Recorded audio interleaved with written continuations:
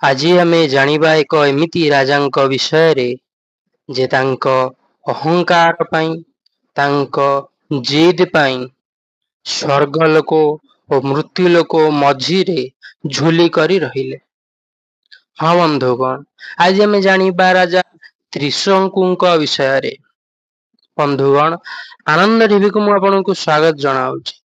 ଯଦି ଆପଣ ପ୍ରଥମ ଥର ପାଇଁ ଆନନ୍ଦ ଟିଭିକୁ ଦେଖୁଛନ୍ତି, ତାହେଲେ ଆମ ଚ୍ୟାନେଲକୁ ସବସ୍କ୍ରାଇବ କରିବା ସହିତ ଆମ ଭିଡିଓକୁ ଲାଇକ୍ କରିଦିଅନ୍ତୁ। ନିଜ ବନ୍ଧୁ ମାନଙ୍କ ସହ ସେୟାର ମଧ୍ୟ କରିଦିଅନ୍ତୁ। ପ୍ରାଚୀନ ଭାରତର ସୂର୍ଯ୍ୟ ବଂଶରେ ଜନ୍ମ ନେଇଥିଲେ ଜଣେ ପ୍ରତାପୀ ରାଜା। ତାଙ୍କର ନାମ ଥିଲା ସତ୍ୟବ୍ରତ। ସେ ଥିଲେ ଶକ୍ତିଶାଳୀ, ଦାନଶୀଳ ଓ ପରାକ୍ରମୀ। ପ୍ରଜାମାନେ ତାଙ୍କୁ ବହୁତ ଭଲ ପାଉଥିଲେ। କିନ୍ତୁ ତାଙ୍କ ମନରେ ଥିଲା ଏକ ଏମିତି ଇଚ୍ଛା ଯାହା କେହି ମଧ୍ୟ ଭାବି ନଥିବେ।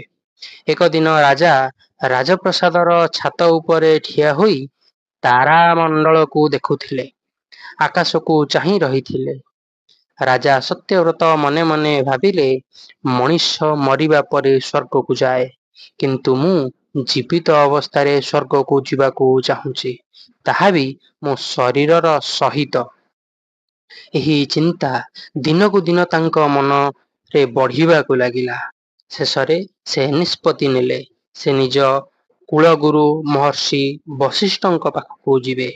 ଋଷି ବଶିଷ୍ଠଙ୍କ ଆଶ୍ରମକୁ ରାଜା ପହଞ୍ଚିଲେ। ରାଜା ତାଙ୍କୁ ନମସ୍କାର କଲେ।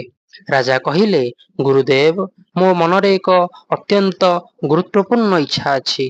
ମୁଁ ଏହି ଶରୀରର ସହିତ ସ୍ୱର୍ଗକୁ ଯିବାକୁ ଚାହୁଁଛି। ବଶିଷ୍ଠ ଆଶ୍ଚର୍ଯ୍ୟ ହୋଇଗଲେ। ବଶିଷ୍ଠ କହିଲେ, ହେ ରାଜନ୍, ଏହା ସୃଷ୍ଟିର ନିୟମ ବିରୁଦ୍ଧ। ଶରୀର ହେଉଛି ନଶ୍ୱର, ଆତ୍ମା ସ୍ୱର୍ଗକୁ ଯାଏ, ଶରୀର ନୁହେଁ। ରାଜା କହିଲେ, ହେ ଗୁରୁଦେବ, ଆପଣ ତ ସର୍ବଶକ୍ତିମାନ।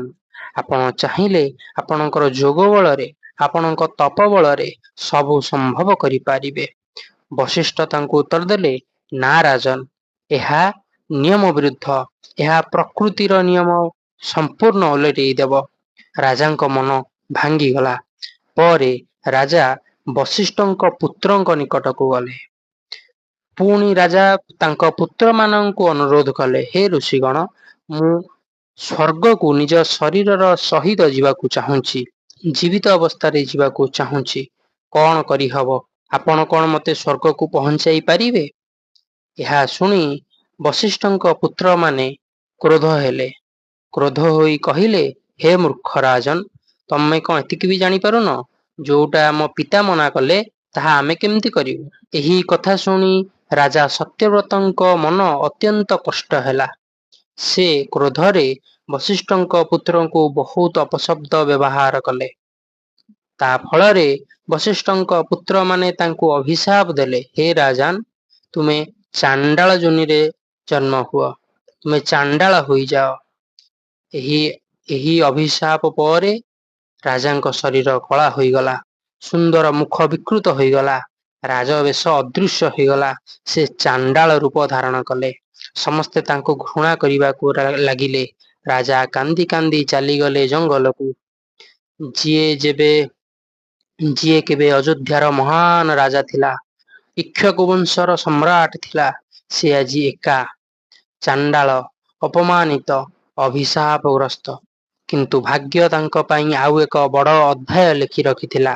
ସେଠାରେ ଜଙ୍ଗଲଠାରେ ତାଙ୍କର ସାକ୍ଷାତ ହେଲା ମହର୍ଷି ବିଶ୍ୱାମିତ୍ରଙ୍କ ସହ। ଅଭିଶାପଗ୍ରସ୍ତ ରାଜା ସତ୍ୟବ୍ରତ, ଯିଏ କେବେ ସୂର୍ଯ୍ୟବଂଶର ମହାନ ରାଜା ଥିଲେ, ଆଜି ସେ ଚଣ୍ଡାଳ ରୂପରେ ଜଙ୍ଗଲରେ ଭ୍ରମଣ କରୁଛନ୍ତି। ତାଙ୍କର ଆଖିରେ ଥିଲା ଅପମାନର ଲୁହ ଏବଂ ମନରେ ଥିଲା ଏକ ଅସମ୍ପୂର୍ଣ୍ଣ ସ୍ୱପ୍ନ। ଜୀବିତ ଅବସ୍ଥାରେ ସ୍ୱର୍ଗକୁ ଯିବାର ସ୍ୱପ୍ନ। ଘନ ଜଙ୍ଗଲ, ପକ୍ଷୀମାନଙ୍କ ଶବ୍ଦ, ଦୂରରେ ଗୋଟେ ବିଶାଳ ଆଶ୍ରମ। ସେହି ଆଶ୍ରମରେ ତପସ୍ୟା କରୁଥିଲେ ମହାନ ଋଷି ବିଶ୍ୱାମିତ୍ର। ବିଶ୍ୱାମିତ୍ର ଜଣେ ଏମିତି ଏକ ଋଷି ଯେ ନିଜ ତପସ୍ୟା ବଳରେ ଦେବତାଙ୍କୁ ମଧ୍ୟ ଭୟଭୀତ କରିଦେଇଥିଲେ। ତାଙ୍କ କ୍ରୋଧର ଭୟରେ ସମସ୍ତ ଦେବତା ମାନେ କମ୍ପି ଯାଉଥିଲେ। ତାଙ୍କର ସଂକଳ୍ପ କେବେ ଭାଙ୍ଗୁ ନଥିଲା। ସତ୍ୟବ୍ରତ ଆଶ୍ରମ ଦିଗକୁ ଆଗକୁ ଗଲେ, କିନ୍ତୁ କିଛି ଶିଷ୍ୟ ତାଙ୍କୁ ଦେଖି ରଖିଦେଲେ। ହେ ଚାଣ୍ଡାଳ, ଏଠାରୁ ଚାଲିଯା, ଏହା ମହର୍ଷିଙ୍କ ଆଶ୍ରମ। କିନ୍ତୁ ସେତେବେଳେ ଆଶ୍ରମ ଭିତରୁ ଏକ ଗଭୀର ସ୍ୱର ଶୁଣାଗଲା। ବିଶ୍ୱାମିତ୍ର କହିଲେ, ରୁହ। ସମସ୍ତେ ଚୁପ୍ ହୋଇଗଲେ। ବିଶ୍ୱାମିତ୍ର ବାହାରକୁ ଆସିଲେ। ତାଙ୍କ ଦିବ୍ୟ ଦୃଷ୍ଟିରେ ସେ ସବୁ ବୁଝିଗଲେ, କାରଣ ସେ ଜଣେ ଥିଲେ ଦିବ୍ୟ ଦ୍ରଷ୍ଟା। ବିଶ୍ୱାମିତ୍ର କହିଲେ, ରାଜନ୍, ମୁଁ ସବୁ ଜାଣିଛି। ତମେ କିଏ? ସତ୍ୟବ୍ରତ ଆଶ୍ଚର୍ଯ୍ୟ ହୋଇଗଲେ। କହିଲେ, ଗୁରୁଦେବ, ମୁଁ ଏବେ ରାଜା ନୁହେଁ। ମୁଁ ଏକ ଅଭିଶାପଗ୍ରସ୍ତ ଚାଣ୍ଡାଳ। ମୋ ଜୀବନ ନଷ୍ଟ ହୋଇଗଲା। ସତ୍ୟବ୍ରତ ସବୁ କଥା କହିଲେ। ବଶିଷ୍ଠ ମନା କରିବା କଥା, ପୁତ୍ରମାନଙ୍କର ଅଭିଶାପ ଓ ସ୍ୱର୍ଗକୁ ଯିବାର ଇଚ୍ଛା, ସବୁ କିଛି କହିଲେ। କିଛି ସମୟ ପର୍ଯ୍ୟନ୍ତ ବିଶ୍ୱାମିତ୍ର ନୀରବ ରହିଲେ। ହଠାତ୍ ତାଙ୍କ ଆଖିରେ ଅଗ୍ନି ଜଳିଗଲା। ବିଶ୍ୱାମିତ୍ର କହିଲେ, ବଶିଷ୍ଠ ତୁମକୁ ଅସ୍ୱୀକାର କଲେ। ତାଙ୍କ ପୁତ୍ରମାନେ ତୁମକୁ ଅଭିଶାପ ଦେଲେ।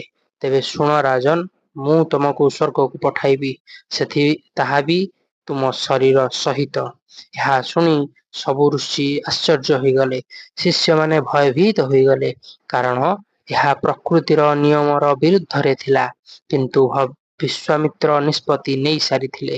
କିଛି ଦିନ ପରେ ଏକ ବିଶାଳ ଯଜ୍ଞର ପ୍ରସ୍ତୁତି ଆରମ୍ଭ ହେଲା। ହଜାର ହଜାର ଋଷିଙ୍କୁ ନିମନ୍ତ୍ରଣ ଦିଆଗଲା। ବିଶାଳ ଯଜ୍ଞ କୁଣ୍ଡ ତିଆରି କରାଗଲା। ଚାରିପାଖରେ ବେଦମନ୍ତ୍ର ଗୁଞ୍ଜି ଉଠିଲା। ଯେତେବେଳେ ଋଷିମାନେ ଜାଣିଲେ ଏହା ହେଉଛି ଏମିତି ଏକ ଯଜ୍ଞ ଯାହା ଏକ ଚାଣ୍ଡାଳକୁ ସ୍ୱର୍ଗକୁ ପଠାଇବା ପାଇଁ ହେଉଛି, ଅନେକ ଋଷି ଆସିବା ପାଇଁ ମନା କରିଦେଲେ। ଋଷି କହିଲେ, ଏହା ଧର୍ମ ବିରୁଦ୍ଧ, ଏହା ପ୍ରକୃତିର ନିୟମ ବିରୁଦ୍ଧ। ଆମେ ଏହି ଯଜ୍ଞରେ ଯୋଗ ଦେବୁ ନାହିଁ। ଏହା ଶୁଣି ବିଶ୍ୱାମିତ୍ରଙ୍କ କ୍ରୋଧ ଜାଗ୍ରତ ହୋଇଗଲା।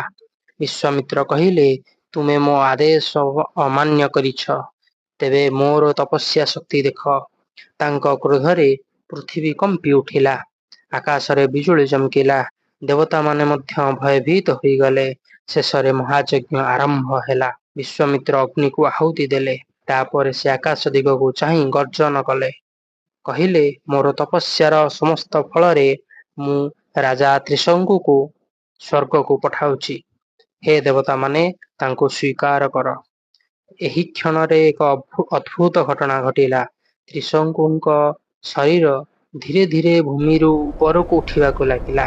ସେ ଆକାଶକୁ ଉଡୁଥିଲେ, ଆଉ ଉପରକୁ, ଆହୁରି ଉପରକୁ, ସ୍ୱର୍ଗ ଦିଗକୁ।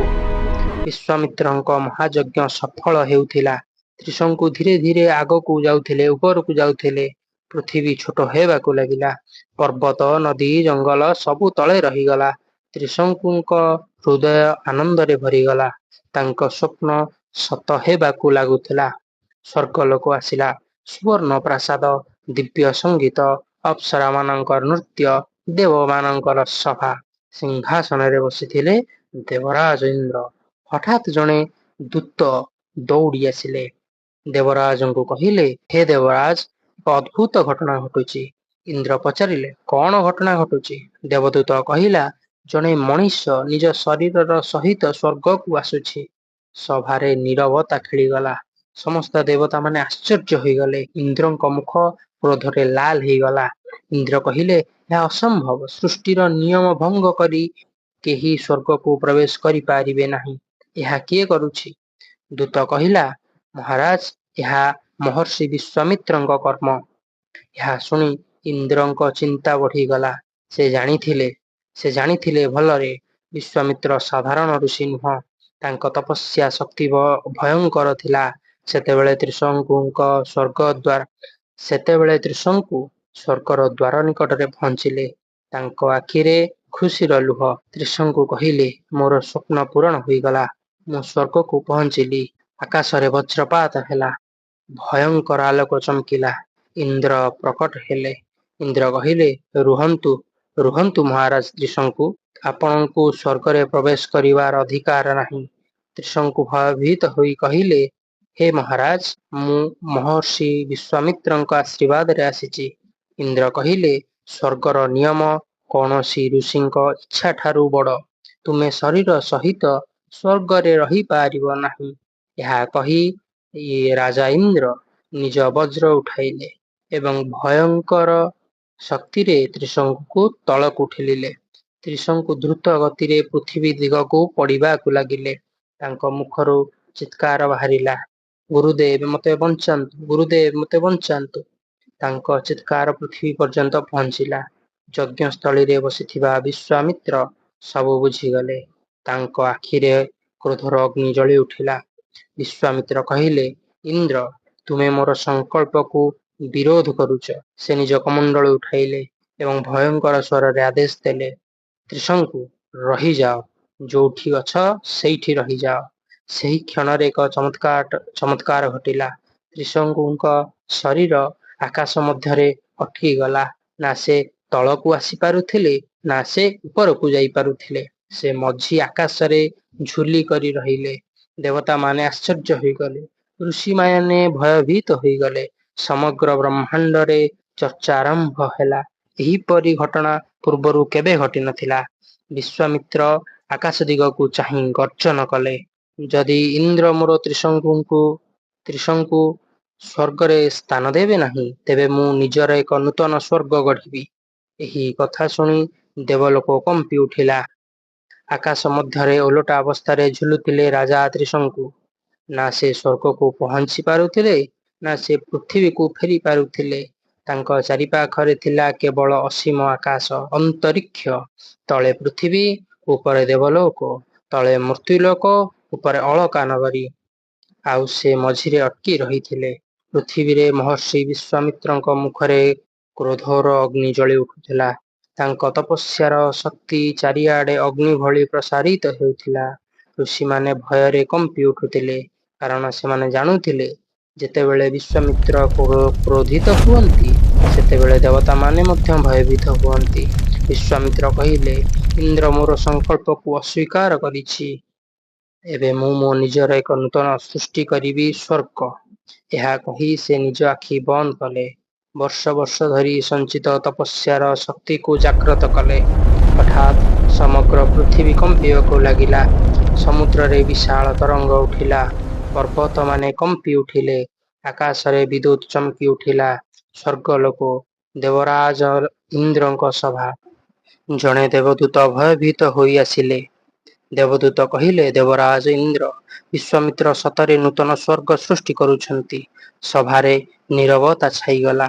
ବରୁଣ, ଅଗ୍ନି, ବାୟୁ ଓ ଅନ୍ୟ ଦେବତାମାନେ ଚିନ୍ତିତ ହୋଇପଡ଼ିଲେ। ଯଦି ସେ ସଫଳ ହୁଅନ୍ତି, ତେବେ ସୃଷ୍ଟିର ସନ୍ତୁଳନ ଭାଙ୍ଗିଯିବ। ଦେବତାମାନଙ୍କର ଶକ୍ତି ମଧ୍ୟ ଚାଲିଯାଇପାରେ। ଇନ୍ଦ୍ର କହିଲେ, ମୁଁ ଜାଣିଛି, କିନ୍ତୁ ବିଶ୍ୱାମିତ୍ରଙ୍କ ତପସ୍ୟାକୁ ହାଲୁକାରେ ନେଇ ହେବ ନାହିଁ। ସେତେବେଳେ ବିଶ୍ୱାମିତ୍ର ନିଜ କମଣ୍ଡଳୁରୁ ଜଳ ନେଇ ଆକାଶ ଦିଗକୁ ଛିଞ୍ଚିଦେଲେ। ଏକ ଉଚ୍ଚ ସ୍ୱରରେ କହିଲେ, ନୂତନ ତାରାମଣ୍ଡଳ ସୃଷ୍ଟି ହେଉ। ସେହି ମୁହୂର୍ତ୍ତରେ ଆକାଶରେ ନୂଆ ନୂଆ ତାରା ଜନ୍ମ ନେବାକୁ ଲାଗିଲା। ଗୋଟିଏ, ଦୁଇଟି, 10ଟି ନୂଆ ନକ୍ଷତ୍ର ସୃଷ୍ଟି ହେବାକୁ ଲାଗିଲା। ଋଷିମାନେ ଆଶ୍ଚର୍ଯ୍ୟ ହୋଇ ଦେଖୁଥିଲେ।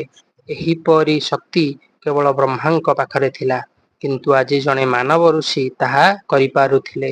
ତ୍ରିଶଙ୍କୁ ଆଶ୍ଚର୍ଯ୍ୟରେ ସବୁ ଦେଖୁଥିଲେ। ତାଙ୍କ ଚାରିପାଖରେ ନୂଆ ତାରାମଣ୍ଡଳ ଗଠିତ ହେଉଥିଲା। ନୂଆ ଆକାଶ, ନୂଆ ଲୋକ, ଧୀରେ ଧୀରେ ଏକ ନୂତନ ସ୍ୱର୍ଗ ଆକାର ନେବାକୁ ଲାଗିଲା। ତ୍ରିଶଙ୍କୁ କହିଲେ, ଗୁରୁଦେବ, ଆପଣ ସତରେ ମୋ ପାଇଁ ନୂତନ ସ୍ୱର୍ଗ ସୃଷ୍ଟି କରୁଛନ୍ତି। ବିଶ୍ୱାମିତ୍ରଙ୍କ ସଂକଳ୍ପ ଅଟଳ ଥିଲା, କିନ୍ତୁ ଏହି ଘଟଣା ଦେବଲୋକରେ ଭୟ ସୃଷ୍ଟି କଲା। ଯଦି ଏହା ଚାଲିଥାଏ, ତେବେ ସମଗ୍ର ବ୍ରହ୍ମାଣ୍ଡର ବ୍ୟବସ୍ଥା ବଦଳିପାରେ। ଶେଷରେ ସମସ୍ତ ଦେବତାମାନେ ବ୍ରହ୍ମଙ୍କ ପାଖକୁ ଗଲେ। ସମଗ୍ର ବ୍ରହ୍ମାଣ୍ଡରେ ଏକ ଅଦ୍ଭୁତପୂର୍ବ ପରିସ୍ଥିତି ସୃଷ୍ଟି ହୋଇଥିଲା। ଏକ ପଟେ ଥିଲେ ଦେବତାମାନେ, ଅନ୍ୟ ପଟେ ଥିଲେ ମହର୍ଷି ବିଶ୍ୱାମିତ୍ର, ଆଉ ମଝି ଆକାଶରେ ଝୁଲୁଥିଲେ ରାଜା ତ୍ରିଶଙ୍କୁ। ନୂଆ ତାରା, ନୂଆ ନକ୍ଷତ୍ର ସୃଷ୍ଟି ହେଉଥିଲା। ବ୍ରହ୍ମାଣ୍ଡର ସନ୍ତୁଳନ ବିପଦରେ ପଡ଼ିଥିଲା। ଠିକ୍ ସେତେବେଳେ ବ୍ରହ୍ମଲୋକରୁ ଏକ ଅଦ୍ଭୁତ ଦିବ୍ୟ ଆଲୋକ ପ୍ରକାଶିତ ହେଲା। ସମଗ୍ର ଆକାଶ ସୁବର୍ଣ୍ଣ ଆଭାରେ ଭରିଗଲା। ସମସ୍ତ ଦେବତା ହାତ ଯୋଡ଼ି ନମସ୍କାର କଲେ, କାରଣ ସ୍ୱୟଂ ବ୍ରହ୍ମଦେବ ପ୍ରକଟ ହୋଇଥିଲେ। ବ୍ରହ୍ମାଙ୍କର ଦିବ୍ୟ ରଥ ଆକାଶରେ ଅବତରଣ କଲା। ଚାରିଆଡ଼େ ଦେବ ବେଦମନ୍ତ୍ରର ଧ୍ୱନି ଗୁଞ୍ଜି ଉଠିଲା। ବିଶ୍ୱାମିତ୍ର ମଧ୍ୟ ବ୍ରହ୍ମାଙ୍କୁ ପ୍ରଣାମ କଲେ। ବ୍ରହ୍ମା କହିଲେ, ହେ ବିଶ୍ୱାମିତ୍ର, ତୁମର ତପସ୍ୟା ଅସାଧାରଣ, ତୁମର ସଂକଳ୍ପ ଅଦ୍ଭୁତ, କିନ୍ତୁ ଏହି ବ୍ରହ୍ମାଣ୍ଡ ନିୟମ ଉପରେ ଚାଲେ। ବିଶ୍ୱାମିତ୍ର କହିଲେ, ହେ ବ୍ରହ୍ମଦେବ, ମୁଁ ମୋର ବଚନ ପାଳନ କରୁଛି। ମୁଁ ତ୍ରିଶଙ୍କୁକୁ ସ୍ୱର୍ଗକୁ ପଠାଇବାର ପ୍ରତିଜ୍ଞା କରିଥିଲି। ଇନ୍ଦ୍ର ତାକୁ ଅସ୍ୱୀକାର କରିଛି। ସେଥିପାଇଁ ମୁଁ ନୂତନ ସ୍ୱର୍ଗ ସୃଷ୍ଟି କରୁଛି। ବ୍ରହ୍ମା କିଛି ମୁହୂର୍ତ୍ତ ପାଇଁ ନୀରବ ରହିଲେ। ସେ ତ୍ରିଶଙ୍କୁଙ୍କ ଦିଗକୁ ଚାହିଁଲେ। ତ୍ରିଶଙ୍କୁ ଆଜି ମଧ୍ୟ ଆକାଶରେ ସେମିତି ଓଲଟା ଝୁଲି ରହିଥିଲେ। ତାଙ୍କ ଆଖିରେ ଭୟ, ଆଶା ଓ ଅନିଶ୍ଚିତତା ଥିଲା। ବ୍ରହ୍ମା କହିଲେ, ବିଶ୍ୱାମିତ୍ର, ତୁମର ବଚନ ମିଥ୍ୟା ହେବ ନାହିଁ। କିନ୍ତୁ ତ୍ରିଶଙ୍କୁ ସାଧାରଣ ସ୍ୱର୍ଗରେ ମଧ୍ୟ ରହିପାରିବ ନାହିଁ। ସେଥିପାଇଁ ଏକ ନୂତନ ବ୍ୟବସ୍ଥା ହେବ। ଦେବତାମାନେ ଆଶ୍ଚର୍ଯ୍ୟ ହୋଇ ରହିଗଲେ। ଇନ୍ଦ୍ର, ପ୍ରଭୁ, ଆପଣଙ୍କ ଆଦେଶ କ'ଣ? ବ୍ରହ୍ମା କହିଲେ, ତ୍ରିଶଙ୍କୁ ଏକ ନୂତନ ଲୋକରେ ରହିବ, ଏକ ନୂତନ ସ୍ୱର୍ଗରେ ରହିବ। ବିଶ୍ୱାମିତ୍ରଙ୍କ ଦ୍ୱାରା ସୃଷ୍ଟି ତାରାମଣ୍ଡଳ ଅବିକଳ ରହିବ। ସେହି ସ୍ଥାନ ସବୁଦିନ ପାଇଁ ତ୍ରିଶଙ୍କୁ ସ୍ୱର୍ଗ ନାମରେ ପରିଚିତ ହେବ। ଏହା ଶୁଣି ସମସ୍ତେ ଚମତ୍କୃତ ହୋଇଗଲେ। ବିଶ୍ୱାମିତ୍ରଙ୍କ ପ୍ରତିଜ୍ଞା ମଧ୍ୟ ରକ୍ଷା ପାଇଲା, ଆଉ ସୃଷ୍ଟିର ନିୟମ ମଧ୍ୟ ଭାଙ୍ଗିଲା ନାହିଁ। ଧୀରେ ଧୀରେ ବିଶ୍ୱାମିତ୍ରଙ୍କ କ୍ରୋଧ ଶାନ୍ତ ହେଲା। ସେ ତ୍ରିଶଙ୍କୁର ଦିଗରେ ଚାହିଁଲେ କହିଲେ, ରାଜନ୍, ମୁଁ ମୋର ବଚନ ପୂରଣ କରିଛି। ଆଜିଠାରୁ ତୁମେ ଏହି ନୂତନ ଲୋକର ଅଧିପତି। ତ୍ରିଶଙ୍କୁଙ୍କ ଆଖିରୁ ଆନନ୍ଦର ଲୁହ ଝରି ପଡ଼ିଲା। ତାଙ୍କୁ କହିଲେ, ହେ ଗୁରୁଦେବ, ଆପଣଙ୍କ ଋଣ ମୁଁ କେବେ ମଧ୍ୟ ଶୁଝିପାରିବି ନାହିଁ। ଏହାପରେ ତ୍ରିଶଙ୍କୁ ସେହି ଲୋକରେ ବାସ କରିବାକୁ ଲାଗିଲେ ଏବଂ ସେହି ସ୍ଥାନ ତ୍ରିଶଙ୍କୁ ସ୍ୱର୍ଗ ନାମରେ ପ୍ରସିଦ୍ଧ ହେଲା।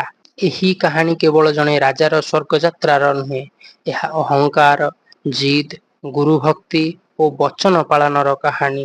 ତ୍ରିଶଙ୍କୁଙ୍କ ଅତ୍ୟାଧିକ ଇଚ୍ଛା ତାଙ୍କୁ ବିପଦରେ ପକାଇଲା, କିନ୍ତୁ ବିଶ୍ୱାମିତ୍ରଙ୍କର ଅଟୁଟ ସଂକଳ୍ପ ତାଙ୍କୁ ଅମର କରିଦେଲା।